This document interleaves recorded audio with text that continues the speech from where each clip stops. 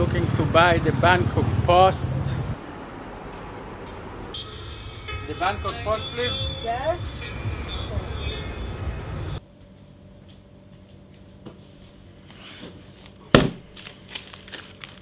The Bankok Post, supposed to be on page 7.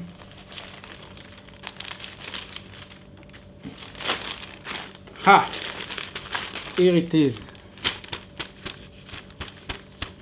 Today, my article was published in the Bankok Post, one of Asia's most important foreign newspapers. I am very proud of it. So today's program is going to be a little bit different. It is going to be about this article, and I wrote about politics. So if you guys are not interested in politics, you should end this video right now and move on to watch some of my other videos, which are, by the way, awesome. Since I'm making a policy vlog, I believe some changes are needed. Can you change the green screen behind me to something more suitable? What? No, not a beach. Something more suitable for a politics vlog. Perfect. I think I should change also the way I dress. Okay, now we are ready. Music.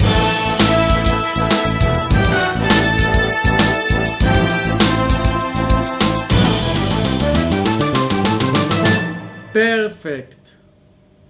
I want to go back in time. The date is April 30, 2011. Everybody, please have a seat.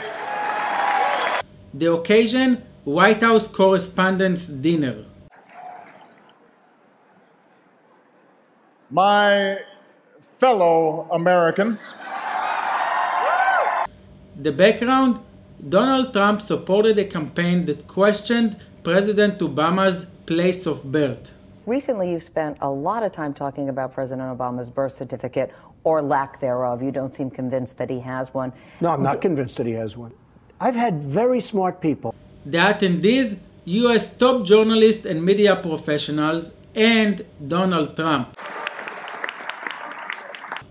The tradition, in case you don't know, the President of the United States gives a stand-up comedy speech. Obama, of course, took the opportunity to ridicule Trump. Let's watch it. Donald Trump is here tonight.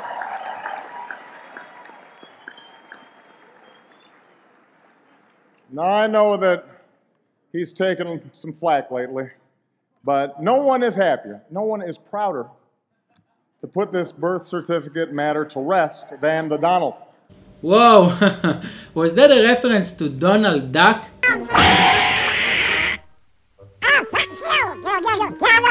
They kind of look similar. But this was not the end. The president just sharpened the knife. And that's because he can finally get back to focusing on the issues that matter. Like, did we fake the moon landing? What really happened in Roswell? And where are Biggie and Tupac?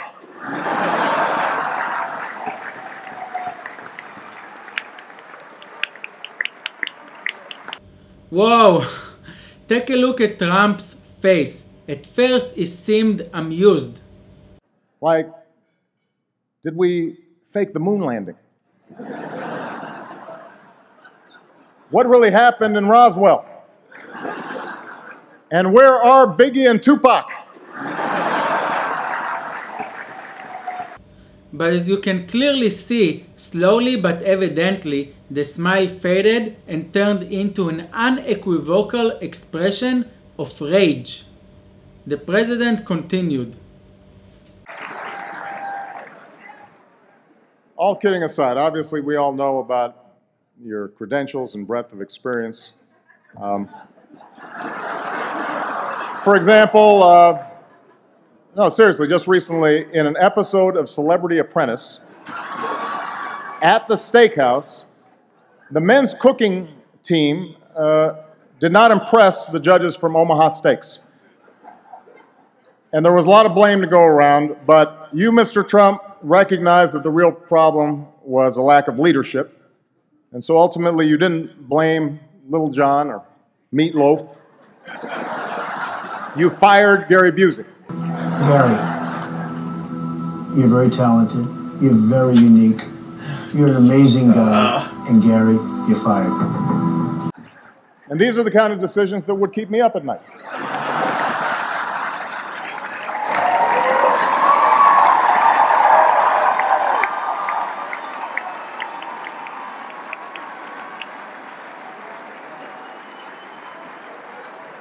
Well handled, sir. Well handled. Who would believe that even back then the writing was on the wall? After all the bizarre and very much publicized resignation scandals of Trump's campaign managers, ironic that even back then Obama recognized a work pattern of Trump. But the president still didn't stop. He just took the knife and twisted it and twisted it. Say what you will about Mr. Trump, he certainly would bring some change to the White House. Let's see what we've got up there.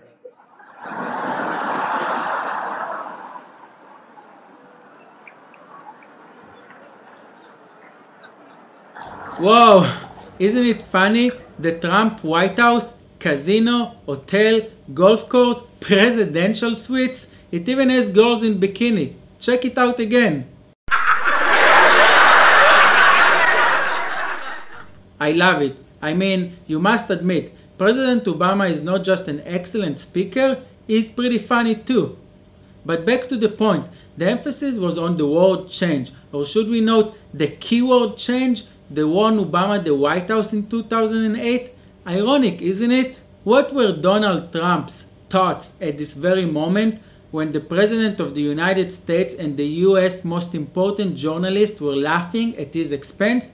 Only Trump knows, but a good guess would be, he who laugh last, laugh longest.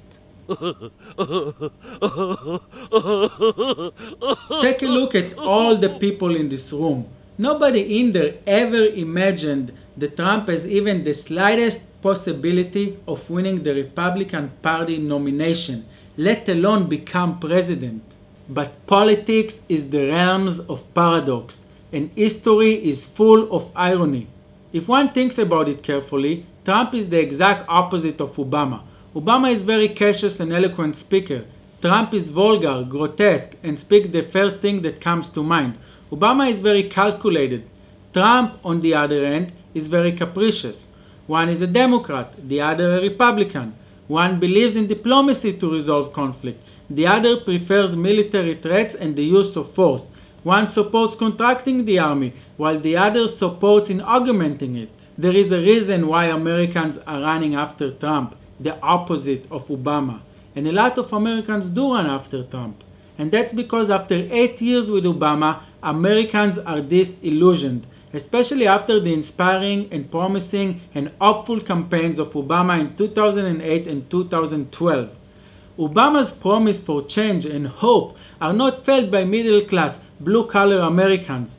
The average Americans who are unsatisfied with America's disintegrating infrastructure, with loss of their jobs in factories that closed down and relocated overseas, with a failed and convoluted healthcare system, and with the lack of ability to earn a decent living.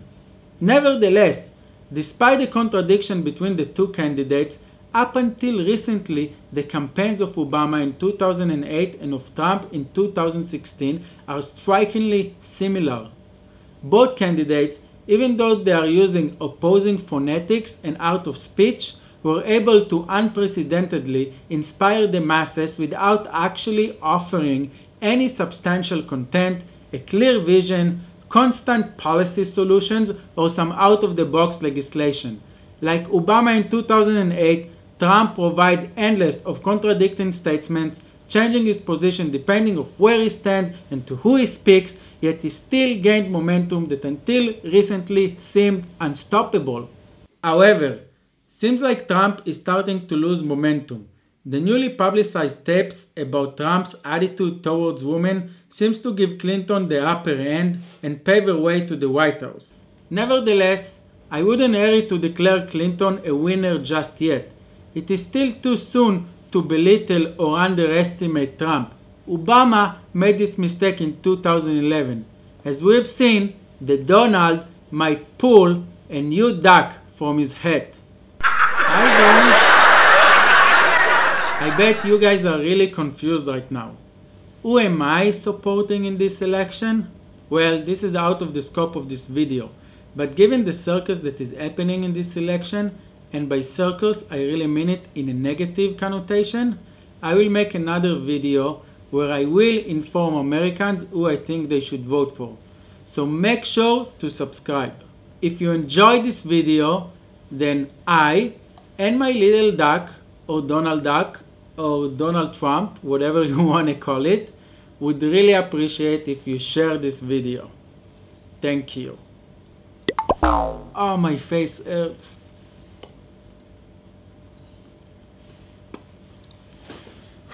At least I don't need to wear pants.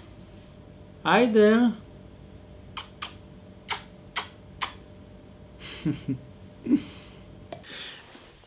Stop.